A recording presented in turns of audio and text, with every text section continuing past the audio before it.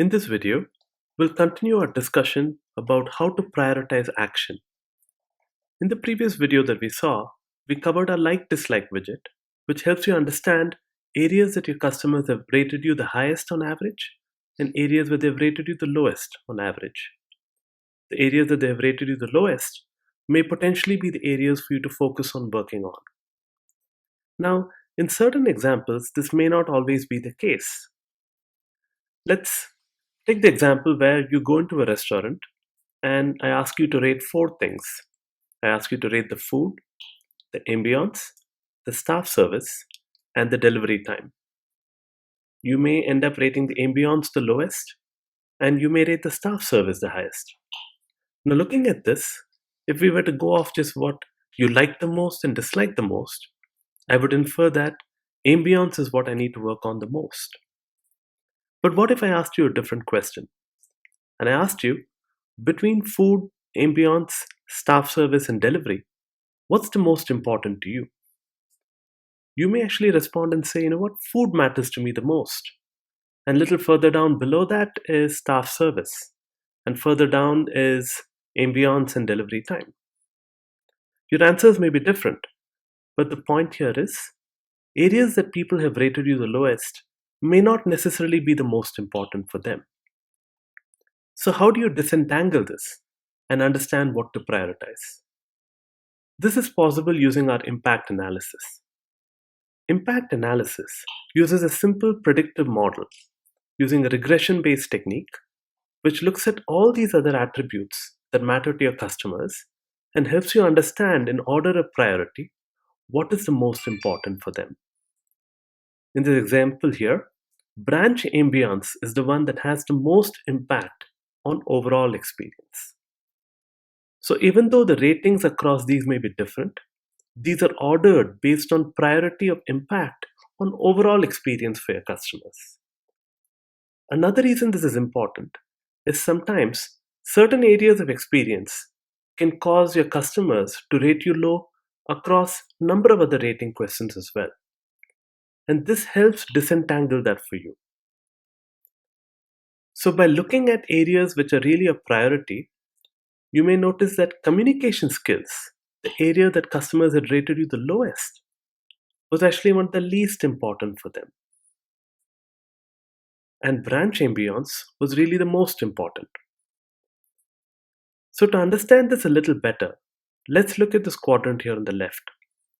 This quadrant presents overall impact on experience against the average rating that customers have given you. The average rating is the same as what you see in the like-dislike widget. So here, you would observe that communication skills is actually down on the bottom left. This is an area where customers have rated you really low. But on the other hand, it's an area where the impact that this has is very low. So this becomes an aspect which customers may have rated you low, but since the overall impact on experience is low and it falls in this bottom left quadrant, this is an area that you could choose to ignore. And this is 7th on the list of priority of items here. Let's take a look at what's number 1 on this list. We have branch ambience. This has a low rating, but it has the highest impact on overall experience. So your objective here would be to prioritize branch experience and try to drive improvements in the rating, which would start to shift it towards the right. Since this is an area that customers have rated you low, but it has the most impact on experience, so moving it over to the top right quadrant would really be a desirable goal that would really help you move the needle in terms of overall experience on your customers. So through this, we have been able to understand how like-dislike provides you a simple view into areas that customers may have liked the most and what they dislike the most, but how impact analysis can actually disentangle this to help you understand what matters the most to your customers so that you can prioritize action around it and start to drive measures to track impact and see how it starts to move the needle either with NPS, CSAT, CES, or possibly even financial metrics that you're trying to track as a business. Now, what about areas that are down at the bottom right? Attributes that are down at the bottom right are areas where customers have rated you fairly well. Now, you may choose to continue to sustain these since they may still have an influence on overall brand equity, but the starting point really is areas where you need to fix things first and shift these to the right.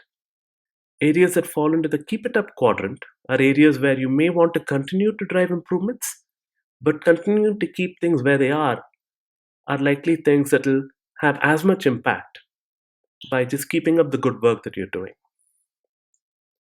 So, this covers the second step in looking at ways of trying to prioritize action.